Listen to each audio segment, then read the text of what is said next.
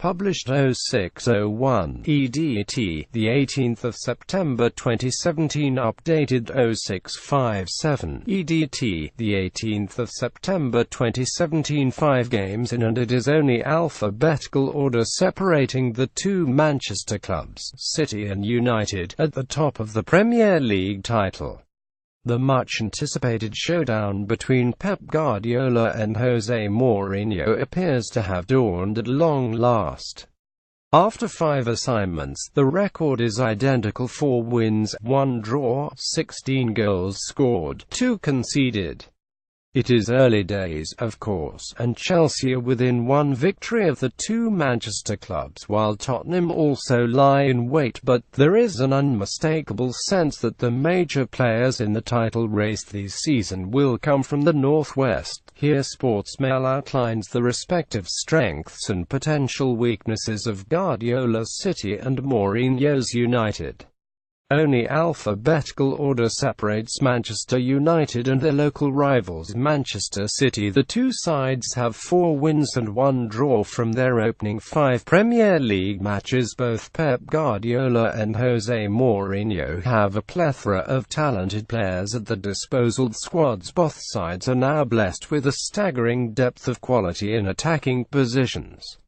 The creative forces such as Henrik Mkhitaryan and Kevin De Bruyne are glistening early on, while Romelu Lukaku and Sergio Aguero are punishing opponents in brutal fashion.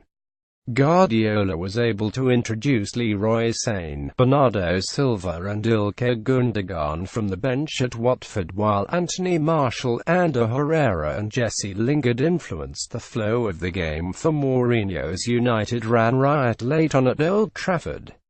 The two teams take their opponents apart in different manners. City want complete dominance, and on the days it all comes together, it is truly magnificent, perhaps the highest level of football we have seen in this league since Arsenal's Invincibles. United, meanwhile, are more pragmatic.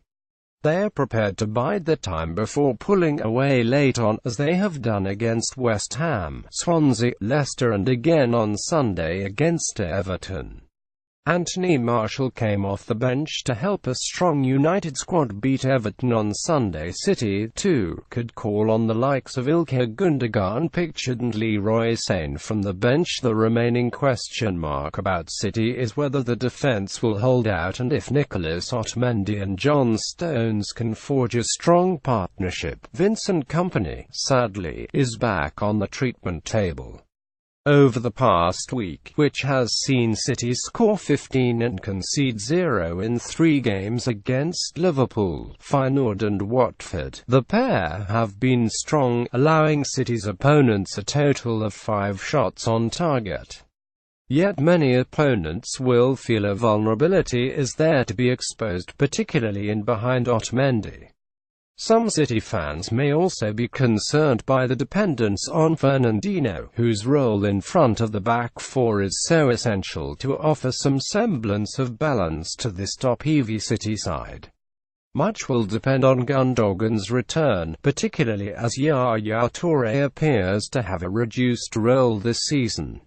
United's concern will be in the left-back position, where Mourinho has now trialled Daley Blind, Matteo Darmian and Ashley Young.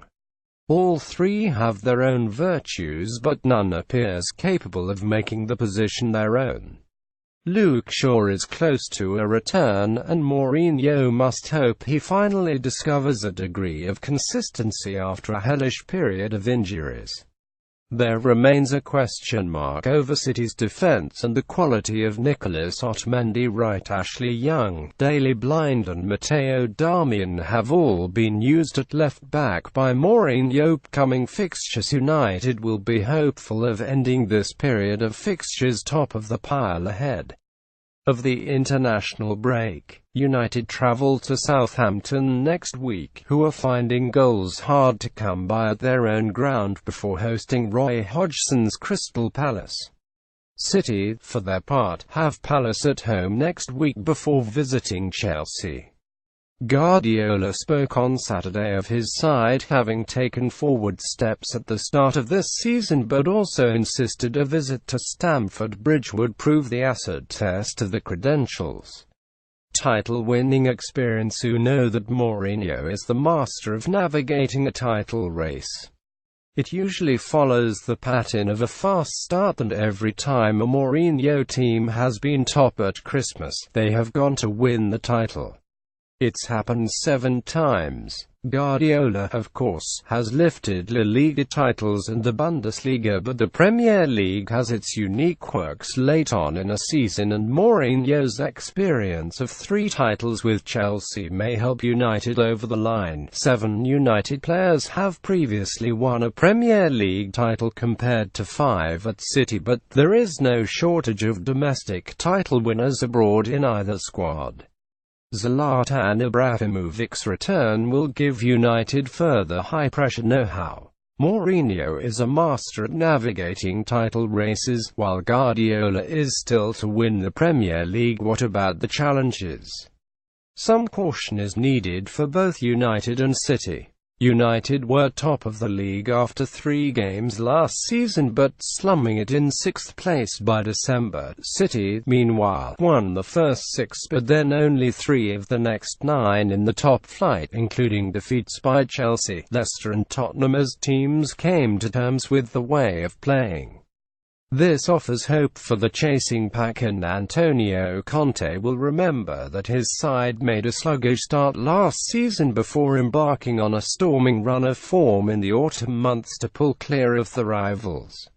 Tottenham will also feel they can match the top 3 but must correct their Wembley anxiety. Arsenal, however, do not appear equipped for a title race, and it would be a surprise to see them level on points with City or United at any stage this season. Liverpool have not fixed the defensive issues that derailed last season, and Everton's aspirations of significant forward steps appear doomed already.